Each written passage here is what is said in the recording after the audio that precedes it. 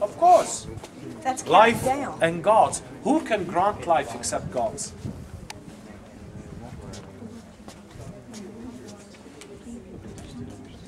Over here, ladies and gentlemen, this is what we call the imaginary line. If you measure the distance on that side and the distance on the left-hand side of that line, you'll find that they are equal to the millimeter. This side is exactly equal to that side to the millimeter. Over here, we have a destroyed figure inside that niche for a goddess with a feather above her head. That's the goddess Ma'ad, the goddess of justice. Who is better than the goddess of justice? Divide the temple equally between the two deities, Horus, the falcon, and Sobek, the crocodile.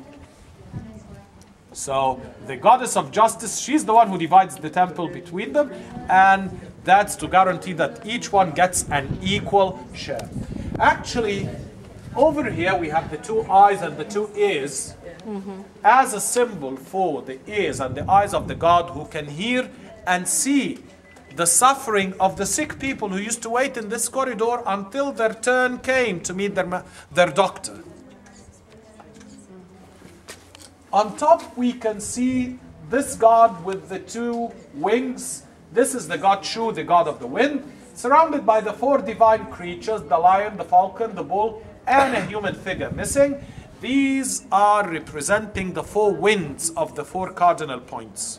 Imentit, Eoptit, Mehit, Resit. East, west, north, and south. These became the four emblems of the four winds of the four cardinal points. Later on, the ancient Egyptians gave these four divine figures as symbols for the four sections of the Book of the Dead. If you have heard about the Book of the Dead, these are the ancient Egyptian religious texts, which are huge texts that were divided into four sections depending on who is the deceased. If the deceased is a pharaoh, then they use different sections of these texts called the Book of the Netherworld and the Prayers of Ra. If he's one of the nobles or not a pharaoh, not a god living in a human body, then they use the Book of the Caves and the Book of the Gates, speaking about the gates of the underworld, etc. Anyway, these huge funerary texts, they were divided into four sections, or like four volumes, if you want to call them that way. The spells of Ra, and the Book of the Netherworld, or what's happening in the Netherworld, Book of the Caves and Book of the Gates. Four sections.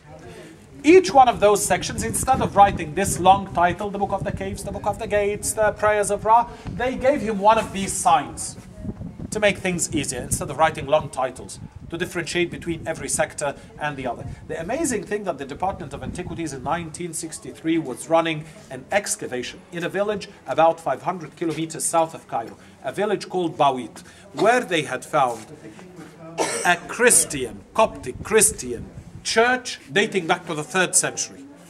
And they found the niche of the church in a magnificent condition, decorated with beautiful stucco paintings, showing what? Showing Jesus Christ surrounded by the four divine figures. Not only this, but the writings above the heads of the four divine figures were amazing. They found the same four figures: the lion, the falcon, the bull, and the human figure. But the writings above the heads, what were these writings? They were saying Matthew, Mark, Luke, and John. The four evangelists were given these signs, which shows the ancient Egyptian influence on Christianity.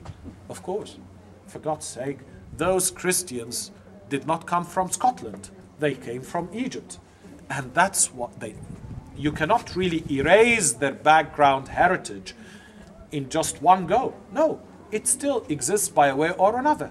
Their liturgy, for God's sake, it's still the same ancient Egyptian language. The only thing that changed, it was instead of writing it in these hieroglyphic symbols, they wrote them in Greek letters. And you know why? Because for them, this was the language of the pagans. This was the script of the pagans. And that's why when you go through the Egyptian liturgy, the Christian liturgy over here in any of the Egyptian churches, you will see that it's going in ancient Egyptian until it comes to the titles of Jesus Christ, switches to mention his titles in Greek, then the text continues in ancient Egyptian, because they didn't want to give him the same titles in ancient Egyptian that the pagan gods had. You see? So that's why they were so careful about this. But this was the only reason that they had changed their script to Greek, to write their language in the Greek script, the Greek letters. To avoid also writing or drawing the figures of the pagan gods or the bad gods from their own point of view.